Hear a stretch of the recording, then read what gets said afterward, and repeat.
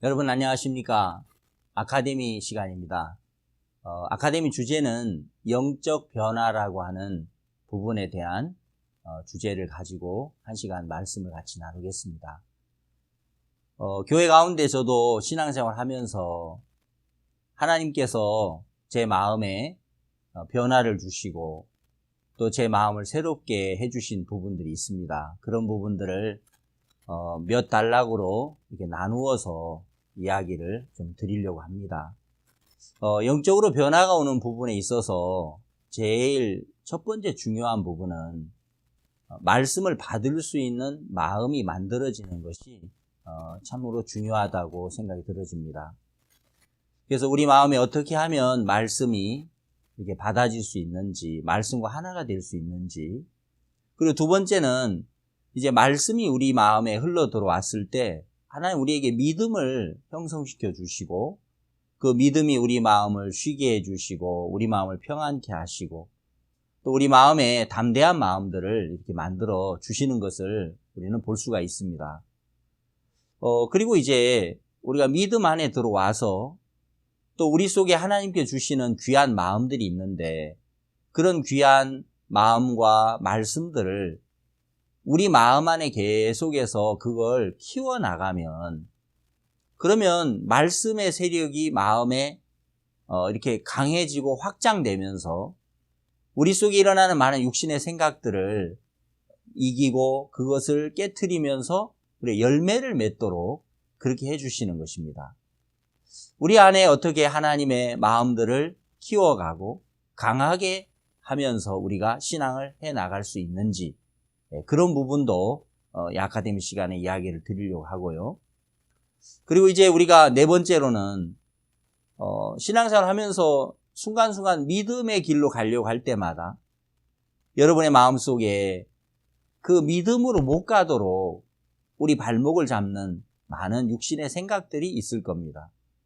그 육신의 생각을 우리가 어떻게 처리할 수 있고 그 생각을 어떻게 우리가 처리하면서 하나님과 동행하는지 그 부분을 말씀을 드리고 마지막 다섯 번째는 이제 신앙의 삶을 살면서 우리는 사실 부담이나 어려움이나 고난을 참 싫어하고 우리는 편안하게 살고 싶은 마음들이 사람들의 마음속에 그 육속에 다 들어있습니다. 그러나 이제 부담을 넘어서 하나님과 동행하면서 열매를 맺는 그 삶에 대하여서 말씀을 드리려고 합니다. 그래서 총 5가지를 통해서 우리 신앙의 영적 변화에 대한 부분들을 함께 나누면서 또 은혜를 같이 하나님 앞에 잊고자 합니다. 첫 번째, 하나님의 말씀을 받을 수 있는 그 마음에 대한 부분들을 말씀드리겠습니다. 저 같은 경우에 저도 신앙을 이렇게 하면서 신앙이 참 애매한 경우가 많았습니다. 오랜 시간 동안 이제 한편으로는 신앙이 감사하고 또 때로는 주님이 일하시는 것도 보고 하나님의 은혜를 입으면서 교회 생활을 했습니다. 그러면서도 다른 한편에는 무엇인가 늘 마음에 이렇게 무거운 마음도 느껴지고 또 뭔가 이렇게 자유롭지 못한 그런 부분들이 또 한켠에는 있는 것입니다. 마음의 비율로 볼 때, 야, 신앙이 참 이렇게 힘들다. 이런 마음이 뭐 굉장히 크고 지배적이면, 나는 믿음이 없어. 난 신앙이 문제가 있는 거야. 그러면 오히려 나와서 그 신앙에 대한 부분을 상담하고 또 교제를 받으면서 신앙의 변화를 받기가 쉬운데, 이제 가장 사실 어렵고 애매한 경우가 어떤 경우겠습니까? 신앙을 내가 그래도 어느 정도 하고 있어. 이런 마음을 가질 때 어떻게 보면 그런 사람들이 영적으로 변화받기는 더 어려울 수도 있습니다. 신앙이 분명히 성경을 근거로 해서 우리는 하나님의 말씀을 세우고 우리 자신의 생각을 버리면서 생각을 버리고 말씀을 믿는 믿음 안에 서면 너무너무 행복한 신앙을 할 수 있는 건데 그게 정확하게 안 돼 있지만 그래도 한편으로는 하나님의 은혜를 입고 하나님의 일을 하고 있고 때로는 하나님 돕는 것도 보기 때문에 그럼 뭐 이 정도 하면 안 되겠나 하는 그 내 나름대로식의 어떤 신앙을 하는 경우들이 많이 있습니다. 저도 교회 안에 이렇게 있으면서 내가 신앙을 나름대로 이렇게 하는 동안 하나님의 마음을 받아들이거나 정확한 신앙을 배운다는 것은 사실 굉장히 그것은 어려운 것이었고 안 되는 것이었죠. 보통 이렇게 전도를 해보면 죄 사함을 받고 구원을 받아야 하는데 죄 사함은 받지 않았는데 구원은 받지 않았는데 나는 구원 받았습니다라고 주장하는 분들이 있습니다. 죄 사함 받지 않았지만 나는 신앙을 잘하고 있습니다. 이렇게 말씀하시는 분들이 있습니다. 왜 그렇게 말씀을 하고 있는지를 분석을 해보면 데살로니가 후서 2장 9절에 있는 말씀처럼 그들 속에 사탄이 역사해서 어떤 능력이나 표적이나 거짓 기적들이 나타나는 것이죠. 그런 것으로 이제 내가 하나님을 믿고 있구나, 내가 신앙을 하고 있구나라고 위로를 하면서 사람들이 실제로는 진리의 사랑을 받지 않아서 구원을 받지 못했는데도 내가 이런 능력을 맛보고 이런 일을 경험했는데 내가 구원 안 받았으면 누가 받았겠어. 그런 식으로 이제 신앙이 뒤섞여 있고 신앙이 참 애매한 경우가 많이 있습니다. 여러분, 하나님의 말씀을 받아들이고 또 참된 신앙을 우리 속에 받아들이기 위해서는 가장 중요한 부분이 내 자신이 지금 틀렸다는 사실, 내 자신이 무익하다는 사실, 내가 하고 있는 신앙이 엉터리 신앙이었구나라는 것만 발견이 된다면 그러면 우리가 주님의 말씀을 받아들이는 것이 너무 쉽고 참된 신앙을 받아들이는 것은 굉장히 쉬운 일이라는 것입니다. 베드로가 사복음서에 있는 베드로는 예수님을 따르고 싶었고 예수님과 함께 하고자 하는 의지가 참 강했지만 그 베드로의 마음 안에 주님의 말씀이 왕이 될 수는 없었습니다.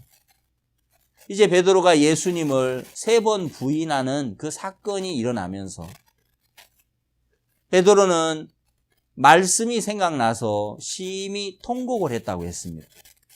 자신은 절대로 예수님을 부인하지도 않고 죽을지언정 저는 주님을 따르겠습니다. 베드로는 그렇게 힘주어 말했죠. 베드로 마음 안에, 자기 마음 안에 예수님을 버릴 마음이 조금 더 없는 것처럼 보였는데 그런 베드로에게 예수님이 너희들이 다 나를 버릴 것이다 이렇게 말씀하니까 너무너무 그 부분이 받아들이기가 힘들었던 것입니다. 그러나 그날 밤에 베드로는 예수님께서 하셨던 말씀대로 예수님을 3번 부인했습니다.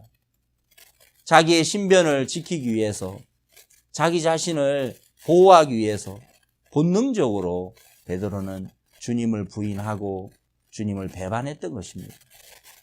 이제 그런 형편없는 베드로 자신이 발견되고 그런 형편없는 거짓되고 복음 전도자라고 감히 말할 수 없는 그런 자신이 이게 보여졌을 때 베드로가 이제는 더 이상 나는 자격이 없는 자야. 내가 무슨 복음 전도자야. 나는 복음을 전할 수 없어. 베드로 마음에 그런 마음들이 막 만들어졌습니다.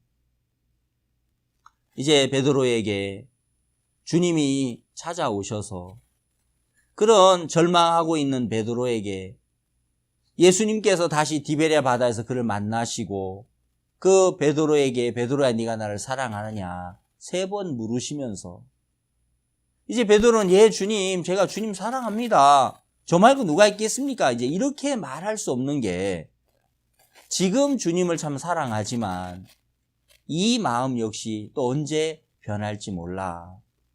내가 지금 주님을 이렇게 사랑하고 있지만 이 마음도 내가 확신할 수 없어. 이것도 내가 믿을 수 없는 거야. 베드로는 그런 마음들이 베드로의 마음 속에 이제 생겨지면서 제가 주를 사랑합니다. 그러나 주님이 아십니다. 내가 주를 사랑하는 줄 주께서 아시나이다. 베드로는 이제 자기를 신뢰할 수 없었고, 이제는 예수님이 아시는 게 그게 맞습니다. 예수님의 말씀이 맞습니다. 베드로는 이제 주님에게 정말 사로잡혀서, 성령에 사로잡혀서, 이제 성령으로 말미암아 베드로가 힘있게 이끌리면서 복음을 전하고 수천 명의 구원을 받고 안진뱅이를 일으키는 놀라운 하나님의 종으로 쓰임을 받았습니다. 베드로가 말씀과 연결되고 또 성령에 이끌릴 수 있었던 그 기본적인 마음은 자기 자신이 틀렸고 거짓되다는 사실들이 발견되면서 이제 그는 주님에게 이끌림을 받았습니다. 애굽왕 바로가 왕이지만, 대단한 권세를 갖고 있는 왕이었지만, 바로 왕이 자신의 꿈 하나도 제대로 해석할 수 없었고, 꿈 하나를 풀 수 없는 자신의 무능함, 참 나약함, 무익함을 이렇게 보면서 바로 왕 역시 요셉을 만나면서 요셉 속에 있는 하나님의 지혜가 그 꿈을 하나하나 해석해주고 장차 되어질 일들을 자세하게 풀어서 말씀할 때 바로 왕은 요셉을 향하여 마음을 열고 이제 요셉을 자신의 주인으로 받아들일 수밖에 없는 참 그런 은혜를 입고 복을 입는 것을 우리는 성경에서 볼 수가 있습니다. 여러분, 어떤 사람이 하나님을 받아들이고 어떤 사람 말씀을 받아들입니까? 나를 믿고 내가 훌륭해, 내가 똑똑해, 내가 잘났어, 그러는 동안에는 하나님의 말씀 받기는 불가능한 것입니다. 이제 성경에 창세기 1장 2절과 1장 9절에 나타난 말씀들을 우리가 생각을 해보면 창세기 1장 2절은 땅이 혼돈하고 공허하며 흑암이 깊음 위에 있고 하나님의 신은 수면에 운행하시니라. 여러분, 그 땅이 혼돈과 공허와 흑암 속에 있었습니다. 하나님의 신은 수면 위를 운행했습니다. 그 땅에 하나님의 말씀께서 들어가서 일을 하지 않고 있는 상태였죠. 땅을 물이 덮고 있었다는 것입니다. 근데 1장 9절에 가서는 이제 하나님께서 그 물을 한 곳으로 모으시고 그 묻을 드러내는 일을 하셨습니다. 드러난 묻을 땅이라고 칭하셨죠. 그리고 이제 땅은 씨 맺는 채소와 열매 맺는 과목을 내라 하심에 그대로 돼요.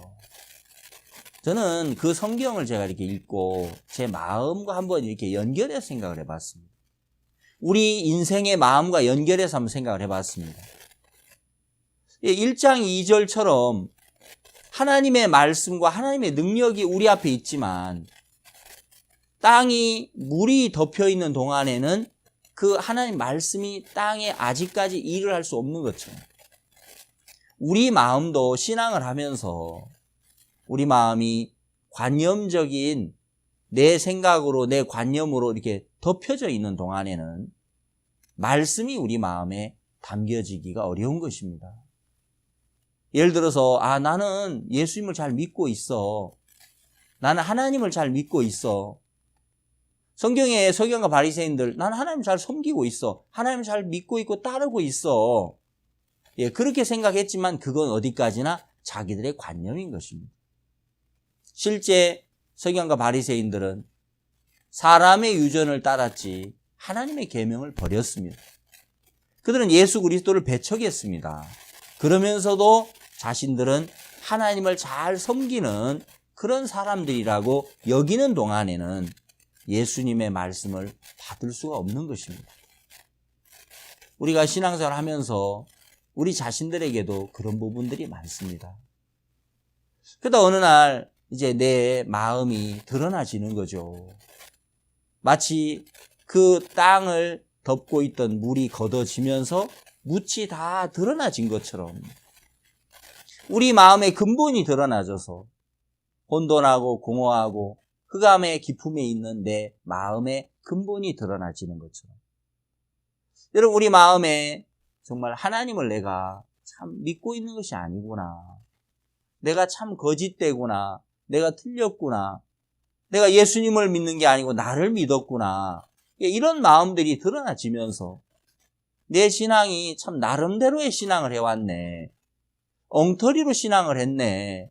그런 부분들이 드러나질 때 그때 하나님의 말씀이 이제 우리 마음 안에 흘러 들어올 수 있게 되더라는 것입니다. 룻기 1장을 읽어보니까 룻은 모압 여자인데 이제 이스라엘 집안에 시집을 왔죠.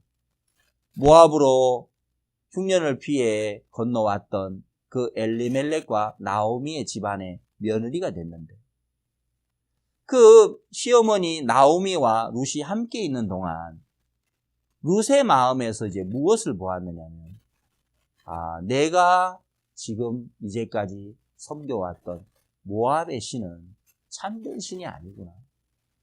내가 섬겨왔던 모압의 신은 거짓된 신이네.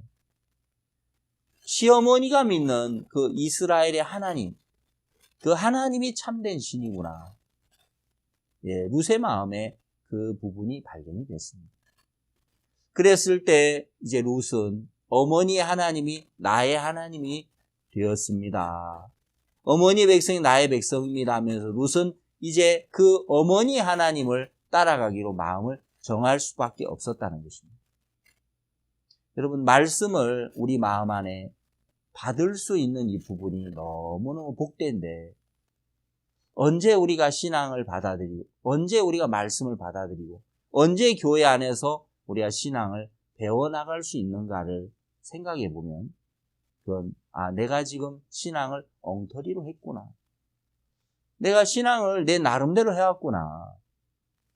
하나님 말씀에는 생각을 버리고 말씀만을 따라가는 것이 신앙인데 나는 생각도 믿고 또 욕망도 따라가고 내 생각도 따라가다가 말씀 조금 따라가고 이것도 신앙 아니야? 이런 식으로 오랫동안 신앙을 성경과 다른 내 나름대로의 방식으로 해오면서 그러면서 교회 안에 있다 보니까 나는 그래도 신앙을 하는 사람이야 라는 그 관념에 매여서 더 이상 참된 신앙을 받아들이지 않고 참된 말씀과 가르침이 교회 안에 있는데도 그것을 내 마음 안에 내 것으로 담을 수 없었던 그런 어리석은 모습들을 발견할 수가 있었습니다. 이제 여러분 우리가 하고 있는 신앙이 정말 성경적인가? 말씀과 일치하는가? 그렇지 않다면 내가 하는 신앙 엉터리 신앙이구나. 그러면서 우리 자신이 정말 틀렸고 잘못됐다는 부분들이 우리 마음에서 드러나졌을 때 그리고 이제 교회 안에서 들려주시는 이 신앙의 가르침 하나하나를 받을 때 그 말씀을 받을 때 하나님은 그때부터 이제 우리에게 말씀으로 말미암는 참된 믿음의 세계들을 이제 만들어 주시고 이끌어 주신다는 사실입니다. 저는 개인적으로 제가 내 신앙이 참 엉터리였구나. 내가 이제까지 나름대로 신앙을 했어. 그런 마음들을 하나님이 갖게 하신 이후에 이제 신앙생활을 하면서 어려움이 있고 문제가 있을 때 또 애매할 때 한 번씩 목사님을 찾아가서 교제를 나누고 상담을 이렇게 받습니다. 한 번은 제 마음에 내가 이제 해외 월드캠프를 가서 굉장히 바쁘게 지냈습니다. 그 캠프는 너무너무 바쁜 일들이 많았는데 그러다 보니까 성경도 잘 못 읽었고 기도도 잘 못했습니다. 그러면서 제 마음이 굉장히 그 귀한 복음을 전하는 월드캠프 속에 준비를 하는 사람으로 그 팀으로 갔는데 마음이 기쁘고 행복해야 되는데 그렇지 못했습니다. 그래서 제 스스로 마음에 믿음을 가져보려고 이렇게 막 애를 썼습니다. 그래, 내가 믿음을 가져야 돼. 성경에는 영혼이 온전하다 했잖아. 맞아, 난 온전한 거야. 제가 그런 마음을 가져봤는데 문제는 그게 이제 스스로 잘 안 되는 겁니다. 온전해도 온전하다고만 하면 돼. 그래도 기도도 하고 성경도 봐야지. 또 그게 맞는 것 같고. 아니야, 그래도 말씀이 온전하다 했잖아. 근데 온전하다 믿어야지. 제가 마음을 어떻게 정리해야 될 줄을 잘 모르겠는 겁니다. 그래서 저를 인도해 주시는 목사님께 나가서 이런 부분들을 쭉 말씀을 드렸을 때, 목사님 이제 교제를 통해서 마태복음 22장에 예수님이 모든 것을 갖추어 두셨던 그 주님의 마음들을 제 마음에 받게 되면서, 이미 모든 것을 다 갖추어 주셨구나. 그 목사님께서 저에게 이렇게 좀 비유를 들어주셨어요. 군대 가면 무전병이 있다. 고참 무전병이 있고 신참 무전병이 있는데, 고참 무전병은 적이 보내는 교란 주파수인지 아군의 주파수인지를 잘 구분을 한다는 겁니다. 근데 신참 무전병은 그 주파수 구분을 잘 못한다는 겁니다. 그 비유를 쭉 들어주셨어요. 제가 하나님의 음성인지 사탄의 음성인지 구분을 잘 못하고 교란을 당하고 있는 꼭 신참 무전병처럼 제 신앙이 그랬습니다. 그러면서 쭉 말씀을 이렇게 들으면서 그날 하나님께서 내게 분명하게 하나 보여주신 것이, 모든 것을 갖추었으니 하는 임금님의 아들의 혼인잔치에 이제 모든 것을 갖추어 놓고 초청하고 있는 그 말씀을 통해서, 그렇구나. 이미 하나님께서 예수 그리스도로 말미암아 우리의 죄를 영원히 해결해 놓으셨고, 예수 그리스도로 말미암아 이제 우리의 모든 삶을 그 하나님께서 다 준비하시고 예비하셨는데, 모든 것을 갖추신 그 주님의 마음을 내가 믿지 않고 주님의 약속을 내 마음에 믿지 않았기 때문에 내가 뭘 좀 하면 거기에서부터 이게 뿌듯한 마음을 가지고, 내가 뭘 못하면 막 불안해하고 뭔가 마음이 답답함을 느끼면서, 그렇게 저는 사실 오랫동안 살아왔습니다. 그날 이제 그 말씀들이 내 마음에 흘러 들어오면서 내가 행위 아래 이제까지 참 매여 살았구나.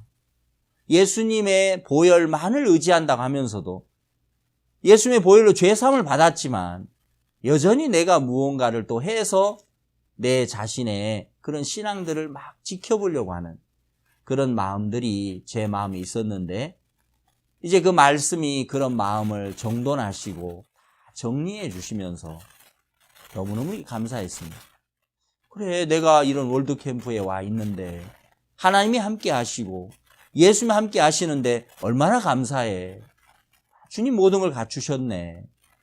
그러면서 그 말씀 하나가 마음에 들어오니까 마음을 정돈해 주시고 마음의 믿음과 소망을 주시더라는 것입니다. 이제 교회 가운데 있으면서 하나하나 신앙의 지도를 받고 또 교제를 받으면서 하나님이 이제 말씀으로 말미암는 그 믿음의 세계를 마음에 만들어 주시는 겁니다. 한 번은 이제 말씀을 들으면서 영적 전쟁에 관한 말씀을 들었습니다. 신앙은 영적인 전쟁이다. 근데 전쟁을 하기를 싫어한다. 왜 싫어하느냐면 편하게 살고 싶어서다. 왜 영적으로 싸우지 않느냐면 편하게 살고 싶으니까 안 싸우는 거다. 그런 말씀을 들으면서 제 마음에도 그 부분이 너무 찔림이 됐습니다. 그렇구나. 내가 정말 편하게 살고 싶으니까 주저주저하고 피하고 영적으로 안 싸우고 참 살았네.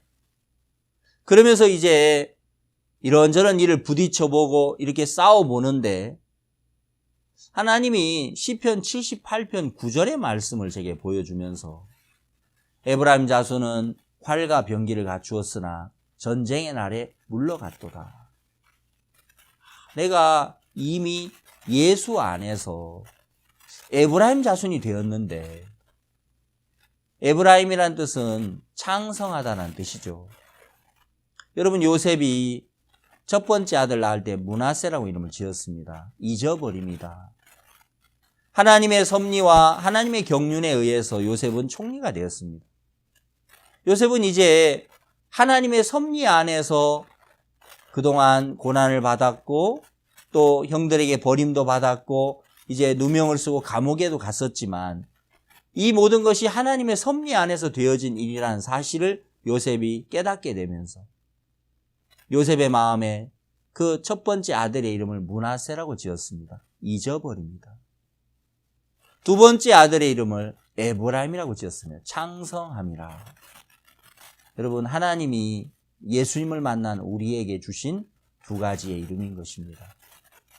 우리가 예수님을 만났을 때 우리는 모든 것을 이제 잊어버릴 수 있었습니다. 지난 날들의 고난, 지난 날들의 어려움, 지난 날들의 환난과 많은 그 복잡했던 많은 어두운 일들, 이 모든 것이 하나님 나를 구원하시려고 하나님 내게 이렇게 하신 것이었구나. 그러면서 구원을 받으면서 지난날 모든 것들을 잊어버리도록 하셨습니다. 자, 두 번째 이름은 에브라임입니다. 에브라임은 창성하다라는 뜻이죠. 이제 예수님 안에서 내가 창성한 자가 됐는데 그 사실에 대한 믿음을 갖지 못한 것이죠. 그래서 하나님의 종은 전쟁을 하면서 영적으로 달려가면서 싸워가면서 이 복음의 열매를 맺으며 믿음으로 이렇게 살아오셨는데 이제 그런 믿음의 사람의 눈으로 볼 때 주저주저하고 정말 앞으로 달려가지 못하고 영적으로 전쟁을 하지 못하는 그런 우리의 모습을 볼 때 너무너무 안타깝게 여기시고 답답하게 여기시는 것이죠. 저는 그날 에브라임 자손이라는 그 말씀이 제 마음에 들어오면서 내가 창성한 자구나. 내가 이 말씀을 믿지 않았구나. 내가 이제까지 이 말씀을 믿지 않았기 때문에 복음의 일들 앞에 내가 주저주저하고 뭔가 담대하지 못하고 두려워하고 이렇게 살았구나. 참 말씀을 믿지 않았던 제 자신이 보여져서 많이 부끄러웠고 그러면서 이제 뭐든지 복음의 일이라면 힘있게 달려가면서 일하면 하나님이 도우시겠다. 하나님이 나를 정말 축복하시겠다. 왜? 나는 이미 예수 안에서 창성한 자가 되었기 때문이죠. 여러분, 우리는 예수 안에서 이미 창성한 자인 것입니다. 우리가 정말 승리할 수밖에 없고 우리가 복음을 들고 가면 하나님 우리를 도울 수밖에 없는데 사탄이 아니야, 넌 믿음 없어. 아니야, 넌 못할 거야. 넌 안 돼. 하나님 너를 안 도울 거야. 사탄이 우리에게 그런 이야기를 했습니다. 그런 소리를 들으니까 힘을 잃어버리고 두려워하고 형편 속에 빠지며 살았는데 하나님의 말씀이 마음에 흘러들어오면서 나는 에브라임이구나. 이제 하나님이 나와 함께 하시네. 그때부터 복음을 향해서 뭐든지 하고 싶은 그런 마음들이 이제 만들어지고 믿음과 소망의 마음을 주셨습니다. 여러분, 하나님의 말씀이 우리 마음에 흘러들어오면 이제 말씀이 우리를 이끌어갑니다. 말씀이 믿음을 줍니다. 말씀이 소망을 줍니다. 그러면서 하나님 앞에 우리가 행복하게 살아가도록 이끌어 주시는 것이죠. 세 번째 부분 우리가 생각해 보면 이제 하나님의 말씀 안에서 우리 속에 하나님의 말씀이 커지고 강해지는 부분. 여러분, 때때로 말씀을 들으면서 이 말씀 너무 감사해. 바로 이 말씀이야. 하나님 내게 이렇게 약속하셨어. 너무 감사하다. 오늘 이 말씀 앞에 내가 너무 행복해. 그러면서 우리가 굉장히 충만해질 때가 있을 겁니다. 그러나 여러분, 그 마음이 오래 가지 않아서 다시 이렇게 식어져 버리고 예전의 마음으로 돌아가 버리는 것을 여러분 경험해 본 적 있습니까? 저는 그런 걸 많이 경험해 봤습니다. 분명히 내가 말씀을 들을 때 또 말씀을 대할 때 너무 뜨겁고 감사했는데 그 마음이 계속되지 않더라는 것입니다. 점점 마음 안에서 힘을 잃어가고 점점 약해져 가는 것을 저는 여러 번 경험해 봤습니다. 어느 날 목사님께서 그런 부분에 대해서 이렇게 교제를 해주시면서 우리 속에 하나님의 마음을 키워가고 하나님의 말씀을 키워가는 방법이 있습니다. 라고 박옥수 목사님께서는 이렇게 교제를 해주셨습니다. 우리 속에 하나님의 말씀을 키워가는 그 방법은 다른 게 아니고 눈 뜨면 교제하고 복음을 전하고 간증을 하고 또 말씀을 증거하고, 말씀을 증거하는 동안 우리 속에 하나님의 말씀이 계속해서 커지고 강해지고 세력을 확장해 간다는 것입니다. 그러면 육신의 생각을 이기고 열매를 맺는다. 참 교회 안에서 그런 신앙의 길들을 배울 수 있다는 건 너무너무 감사한 일이죠. 그리고 얼마 후에 제가 디모데전서를 읽다가 깜짝 놀랐습니다. 성경에 이미 그게 다 기록되어 있었습니다. 디모데전서 4장 말씀을 제가 이렇게 한번 읽어보니까 이렇게 되어 있습니다. 4장 13절 말씀에 내가 이럴 때까지 읽는 것과 권하는 것과 가르치는 것에 창념하라. 15절에 이 모든 일에 전심전력하여 너의 진보를 모든 사람에게 나타나게 하라. 16절 네가 네 자신과 가르침을 삼가 이 일을 계속하라. 이것을 행함으로 네 자신과 네게 듣는 자를 구원하리라. 읽는 것과 권하는 것과 가르치는 것에 창념하라. 여러분, 우리가 말씀을 읽고 말씀을 권하고 말씀을 가르치는 데 창념을 해라. 계속해서 말씀을 이야기하고 말씀과 함께하는 동안 우리 속에 말씀이 커지고 강해지는 것입니다. 여러분, 하나님 주신 축복, 은혜가 있을 때 간증을 한 번만 하지 마시고 10번 하고 100번 하고 1000번 하고 10,000번 하십시오. 그러면 그 하나님이 내 속에 일하셨던 그 간증들이 우리 마음에 가득 채워지면서 그 하나님의 마음이, 하나님의 은혜가, 하나님의 축복이 내 속에 너무너무 커지면서 육신의 생각을 이기고 열매를 맺게 해줄 것입니다. 네가 이 일을 계속하면 너와 듣는 자를 구원하리라. 내가 영적으로 정말 좋아지는 방법이요, 나를 통해 그 말씀을 듣는 이들이 영적으로 살아나더라는 것입니다. 그래서 이 말씀을 따라 제가 이제 제 삶 속에서 그렇게 한번 해봤습니다. 기회가 되면 또 모임을 갖고 또 말씀을 전하고 또 간증을 하고 또 가르치고 읽고 권하고, 그렇게 이제 쭉 지내보니까 한 3개월쯤 제가 그렇게 살아봤을 때 열왕기하 7장을 읽는데 깜짝 놀랐습니다. 열왕기하 7장 성경에 내 이야기가 거기에 적혀 있었습니다. 4명의 문둥이가 아람진에 가서 항복하라고 하시는 하나님의 마음을 받아서 가는데, 첫 번째 그 마음을 따라갔을 때 그들은 너무너무 엄청난 양식을 만났습니다. 풍성한 양식을 만나 그들은 너무너무 행복했습니다. 그러면서 두 번째, 우리가 악하다, 우리의 소위가 악하다. 양식을 감춰두고 있었거든요. 자기들만 먹고. 지금 사마리아는 다 굶고 있는데 그들의 약함이 보여지고, 이제 그래서 사마리아 성에 가서 그 소식을, 기쁜 소식을 고했는데 사마리아 성이 이제 그 기근에서부터 구원을 받죠. 네 번째, 사마리아 백성들에 의해서 왕의 군대 장관, 불신의 장관이 밟혀 죽었습니다.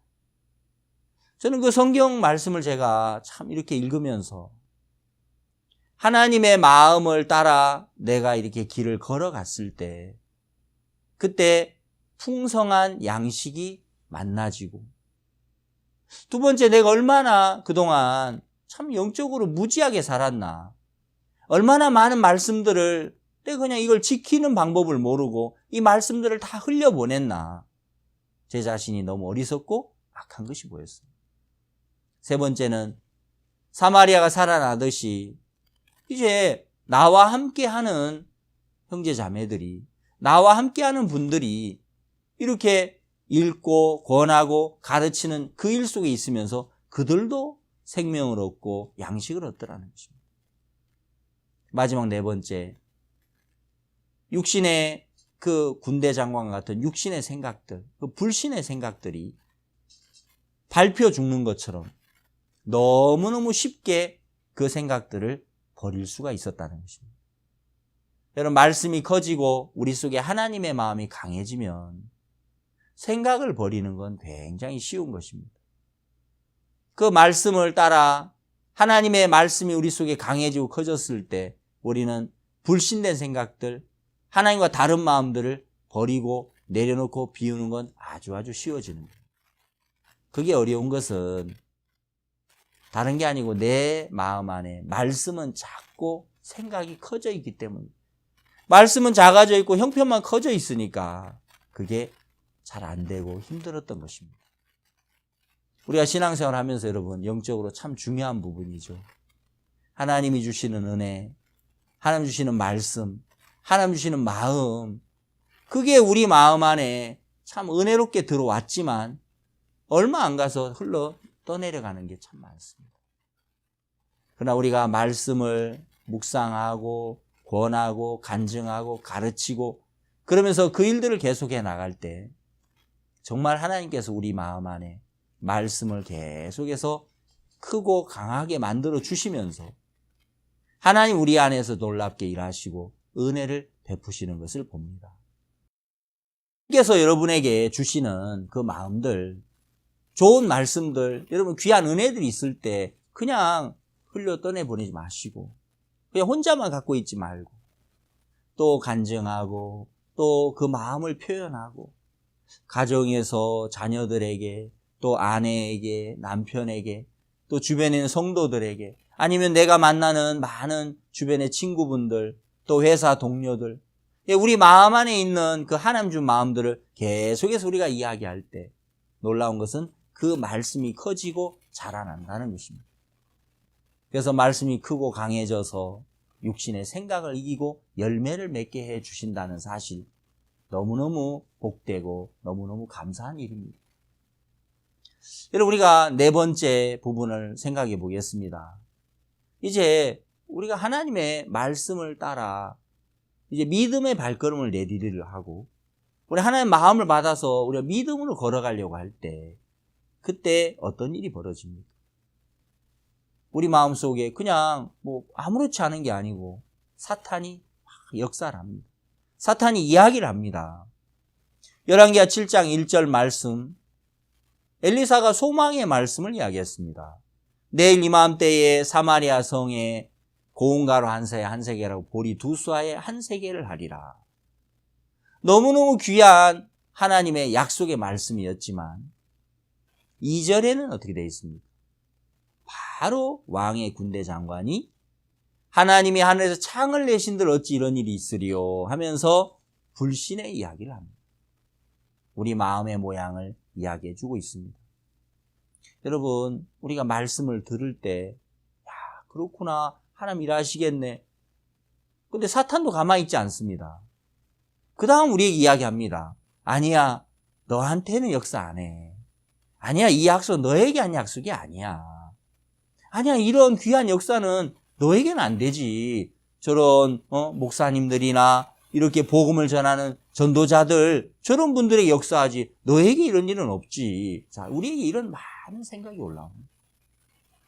우리는 말씀도 듣고 또 육신의 생각도 불신의 생각도 받아들이기 때문에 그러면 안 되겠다 하고 주저앉아 버리는 경우가 참 많았습니다. 여러분 우리가 하나님의 마음을 따라서 하나님의 말씀에 이제 이끌려서 우리가 발을 내디디려 할 때 사탄도 역사합니다. 생각으로 역사합니다. 우리의 생각을 넣어줍니다. 그때 이제 그 생각들을 하나하나 처리해 나갑시다. 어떻게 처리합니까? 그 부분을 출애굽기 32장 25절부터 29절까지의 그 말씀을 통해서 쭉 우리가 보면 너무너무 그 부분이 복됩니다. 그 출애굽기 32장 25절에 이제 이스라엘 백성들이 금송아지를 섬겼는데 모세가 백성들을 향해서 외칩니다. 한번 그 성경을 잠깐 읽어보겠습니다. 이에 모세가 진문에 서서 가로되 누구든지 여호와의 편에 있는 자는 내게로 나오라 하매 레위 자손이 다 모여 그에게로 오는지라. 이제 모세는 여호와의 편에 있는 자는 내게로 나와라 그랬습니다. 레위 자손이 나왔습니다. 그들의 잘못을 깨닫고 그들의 악을 깨닫고 그들의 틀렸음을 깨닫고 레위 자손들이 이제 여호와 편에 나왔습니다. 하나님 편에 섰습니다. 이들이 이제 하나님 편이 된 것입니다. 근데 그 다음 하나님이 또 모세를 통해 뭐라고 말씀했습니까? 27절 모세가 그들에게 이르되 이스라엘의 하나님 여호와께서 이같이 말씀하시기를 너희는 각각 허리에 칼을 차고 진 이문에서 저 문까지 왕래하며 각 사람이 그 형제를 각 사람이 그 친구를 각 사람이 이웃을 도륙하라 하셨느니라. 자, 이제 하나님은 모세를 통해서 허리에 칼을 차고 형제를 친구를 이웃을 도륙하라는 겁니다. 여호와 편에 서지 않은 형제, 친구, 이웃들을 칼로 다 베어버리라는 것입니다. 그날 여러분 3,000명가량이 죽었다고 했습니다. 그리고 나서 이제 29절 말씀에 모세가 이르되 각 사람이 그 아들과 형제를 쳤으니 오늘날 여호와께 헌신하게 되었느니라. 그가 오늘날 너희에게 복을 내리시리. 헌신이라고 하는 단어는 몸과 마음을 다 드리는 걸 말합니다. 여러분 하나님께 내 마음도 드려야 되지만 내 몸도 드리는 것이죠. 우리가 마음뿐입니다. 이건 의미가 없잖아요. 마음도 드리지만 내 삶도 드리는 것입니다. 내 생활도 따라가 줘야 하는 것입니다. 그랬을 때 여호와께 헌신이 되는 것입니다. 그러면 저는 이 부분들을 생각해 보면서 하나님 정확하게 이 성경으로 우리에게 지금 가르쳐주고 있습니다. 여호와 편에 설자 나와라 했을 때 레위 자손들이 하나님 편에 섰습니다. 여러분 우리가 하나님의 말씀을 들을 때 우리가 또 이렇게 교회 안에서 신앙의 교제를 나눌 때 하나님은 우리 마음을 옮겨주십니다. 하나님 우리 마음을 감동해 주시면서 그래 내가 이제까지 금송아지를 따라가듯 내가 육신의 생각을 따라갔어. 이제까지 내가 참 내 형편을 따라갔구나. 이제가 내가 사단에게 쏘갔구나. 그런 마음을 우리 마음에 갖게 하십니다. 그리고 우리는 감사합니다 하고 시간이 조금 지나면 또다시 그 마음이 사라져버리고 또 형편 속에 내 생각 속에 머물러 있는 우리를 볼 때가 많았습니다. 이제 성경은 말씀하시기를 여호와 편에 설 자는 나와라. 그리고 그 다음에 허리에 칼을 차라. 칼을 차고 그 친구, 형제, 이웃을 도륙하라는 것이죠. 하나님 반대편에 있는 자들이라면 그가 형제든 친구든 이웃이든 베어내야 한다. 3,000명가량을 죽였습니다. 우리 속에 하나님의 마음과 다른 생각들 3,000가지의 육을 베어내는 걸 이야기하고 있습니다. 여러분 우리 속에 올라오는 수많은 생각들 사마리아 성을 향한 소망의 메시지가 들려졌는데 즉시로 그 속에 불신의 소리가 올라올 때 그 소리 내 소리가 아닙니다. 그건 사탄의 소리죠. 말씀의 검으로 그걸 베어내라는 것입니다. 말씀의 검으로 도륙하라는 것입니다. 그랬을 때 우리는 이제 믿음으로 하나님께 이끌려 가서 몸과 마음이 들여지면서 귀한 열매를 맺는 삶을 살게 되는 것입니다. 하나님의 뜻을 따라가려고 할 때 사탄이 우리를 그냥 두지 않죠. 많은 생각을 우리에게 즉시로 올려줍니다. 그때 여러분 우리가 그 소리를 듣고 있으면 안 됩니다. 형제, 친구, 이웃일지라도 그걸 말씀의 칼로 도륙하라는 것입니다. 말씀의 검으로 도륙했을 때 그때 이제 하나님의 뜻이 이루어지고 하나님 앞에 우리가 담대하게 나아가면서 하나님이 놀랍게 역사하시는 것을 우리는 볼 수가 있는 것입니다. 그래서 이 출애굽기 32장에 있는 말씀 정확하게 우리가 하나님 편에 마음을 옮긴 이후에 이제 우리가 하나님의 마음을 쫓아 나아갈 때 우리에게 찾아오는 많은 육신의 생각들을 우리가 어떻게 처리해야 되고 그 생각을 어떻게 우리가 제어해야 되는지를 정확하게 보여주고 있습니다. 여러분 우리가 복음을 전하고 주님의 일할 때 주님 우리를 도우십니다. 그 다음 또 복음의 일할 때 어떤 생각이 옵니까? 이번에도 도우실 거야. 그럼 너무 좋은데 그런 믿음에 서 있으면 너무 좋은데 또 생각이 찾아옵니다. 지난번에는 도우셨지만 이번에는 안 될 거야. 이번에도 도우실까? 이번에 안 도와주실 거야. 조금만 생각해 보면 하나님 우리를 왜 안 돕겠습니까? 하나님이 그 아들을 아끼지 않고 내어주신 하나님이 어찌 그 아들과 함께 모든 것을 은사로 주지 아니하시겠느뇨. 예, 로마서 8장의 약속입니다. 하나님 틀림없이 우리에게 아들과 함께라면, 복음과 함께라면 모든 걸 주실 텐데 우리 마음 안에 그런 생각이 올라옵니다.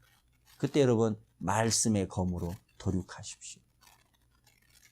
예, 저도 그런 불신된 생각들을 사탄이 자주 올려주었습니다. 복음의 큰 일들 할 때 이거 안 되면 어쩌지? 이번엔 하면 안 도울지 몰라. 그때 말씀의 검을 빼어듭니다. 로마서 8장 32절의 말씀의 검을 빼서 아니야, 아들과 함께라면 모든 것을 은사로 주신다고 했어. 아들을 아끼지 않고 내어주신 그 하나님께서 십자가에 못 박혀 죽도록 내어주신 그 하나님께서 우리가 복음의 일을 하는데 하나님 왜 안 도와? 말도 안 돼. 하나님은 반드시 도우셔. 말씀의 검으로 그 생각을 베어낼 때 그때 이제 우리가 여호와께 우리 자신을 드리면서 주님과 동행하면서 복을 누리게 되는 것입니다. 열매를 맺고 간증을 얻고 하나님께서 우리 속에 귀하게 일을 하시는 겁니다. 여러분의 마음 안에도 이런 일이 일어날 겁니다. 그럴 때 이 출애굽기 32장 말씀을 기억하십시오. 그때 여러분 말씀의 검을 빼어 드십시오. 예, 교회 안에서 자주 우리가 들었죠. 반격하라. 예, 올라오는 생각에 대해서 말씀으로 반격하는 것입니다. 그러면 우리가 그 생각을 넘어서 하나님과 동행하면서 귀한 열매를 맺고 주의 은혜를 입게 되는 것이죠. 이제 마지막 5번째 부분입니다.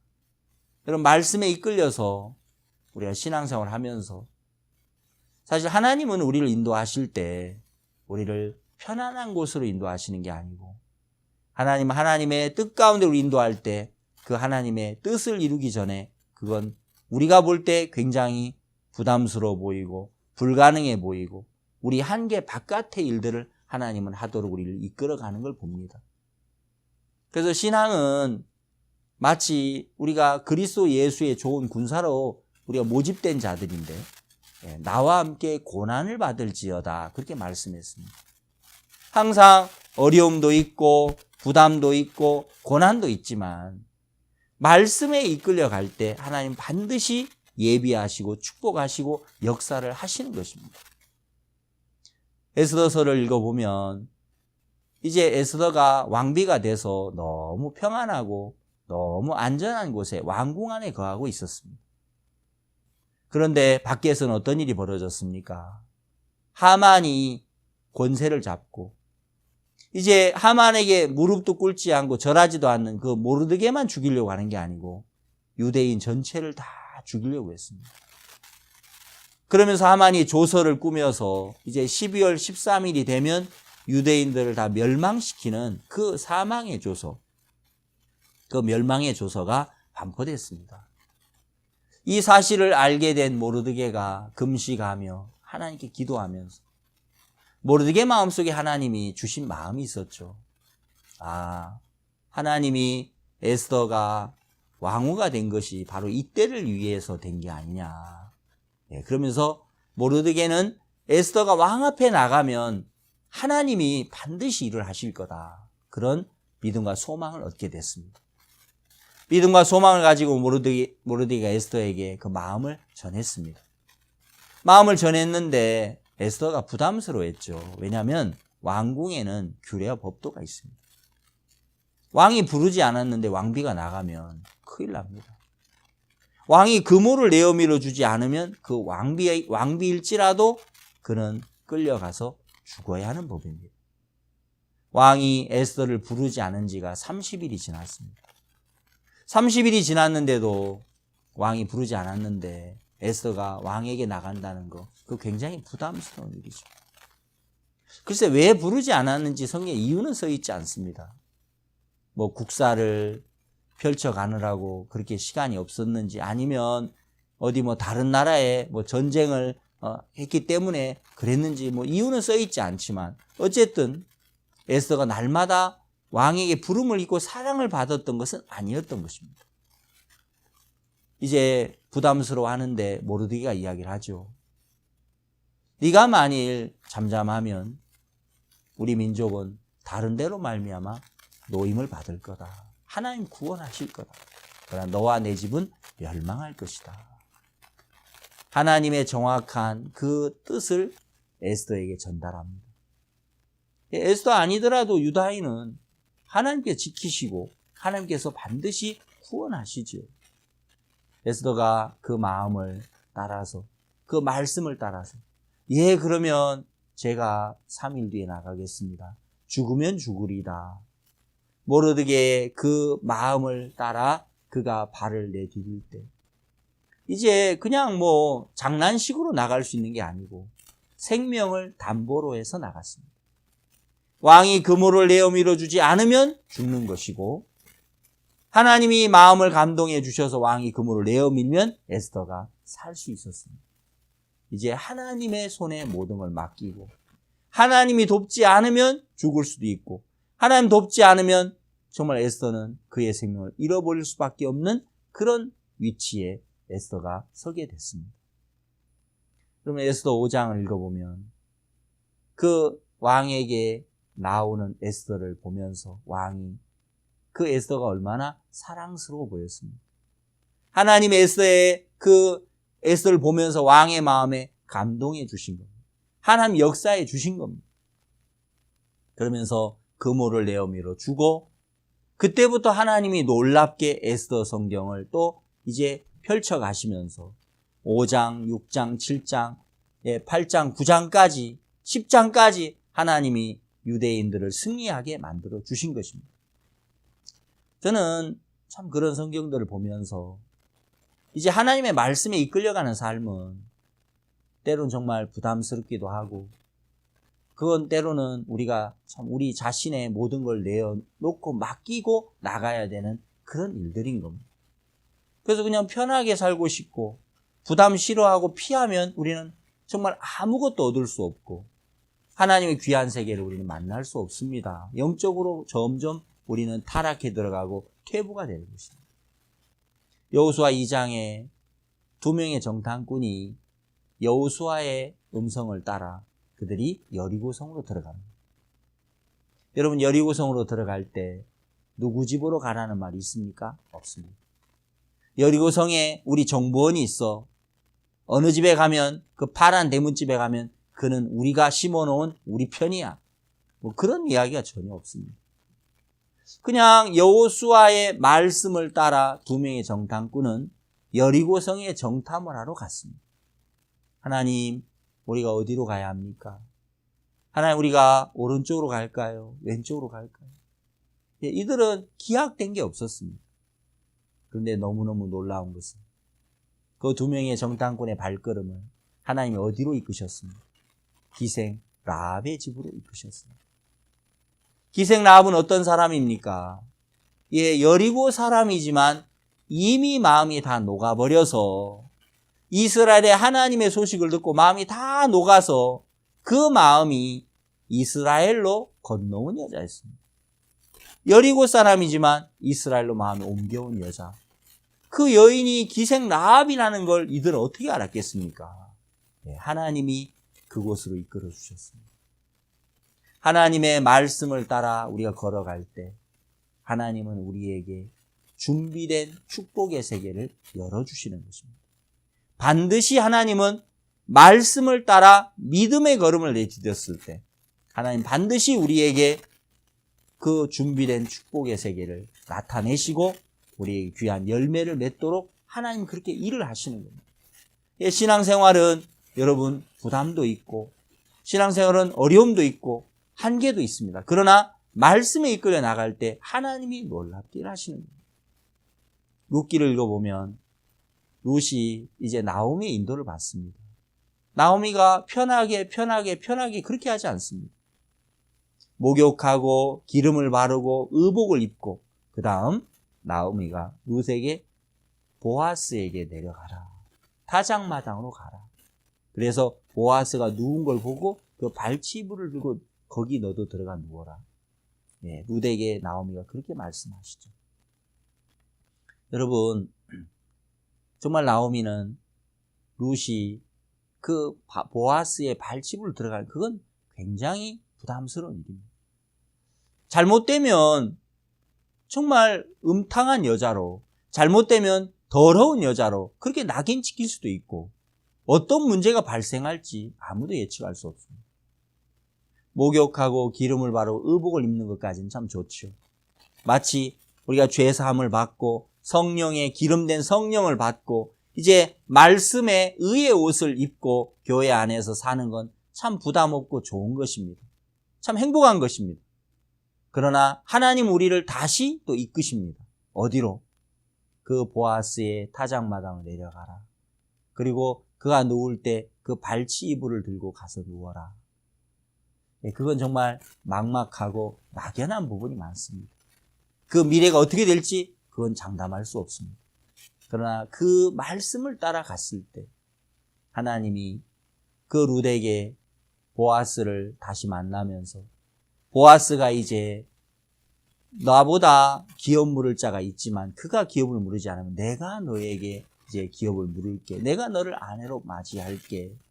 너는 정말 연소한 자를 쫓지 않고 나를 찾아왔구나. 예, 생명의 기업의 마음이 있는 룻을 보아스는 정확하게 보게 된 겁니다. 현숙한 여자라고 표현했습니다. 그 부담스러운 여정이었지만 그 길이었지만 이제 룻은 보아스의 또 한 번 은혜를 입으면서 보아스의 마음에 새겨지면서 4장에서 보아스와 결혼을 해서 룻이 귀한 열매를 맺는 것을 우리가 볼 수 있습니다. 여러분, 우리가 정말 이 신앙에 대한 부분들 하나하나 말씀들을 생각해 볼 때 너무 감사하고 우리 모두가 영적인 변화를 원합니다. 그래서 여러분 정말 영적으로 어떻게 하면 변화되고 어떻게 하면 성장이 될까 그렇게 때로 고민도 하시고 때로 교제도 나누시고 여러분 그렇게 하셨을 겁니다. 오늘 이 시간에 5가지 부분을 말씀드렸습니다. 말씀이 우리 마음에 받아질 때 언제 받아질 수 있는가? 두 번째, 이제 말씀이 흘러와서 말씀이 들어오면 우리에게 믿음을 주고 우리 마음을 정리해 주고 우리에게 소망을 주십니다. 그리고 우리를 담대케 하십니다.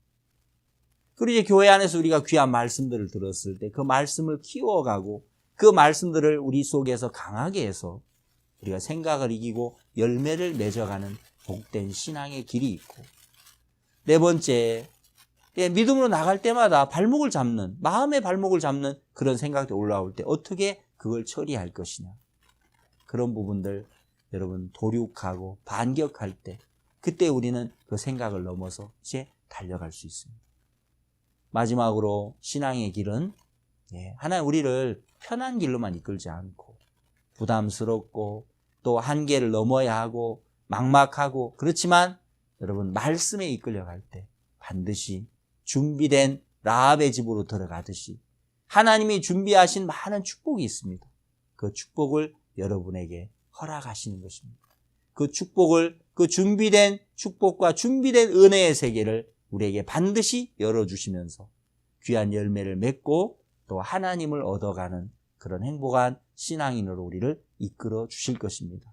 여러분 한 분 한 분 마음속에 영적인 변화가 오고 또 영적인 성장이 와서 여러분 행복한 신앙 하시면서 땅끝까지 복음 전하는 일에 함께 동참하시면서 귀한 은혜와 축복을 나누시게 되길 바라겠습니다. 감사합니다.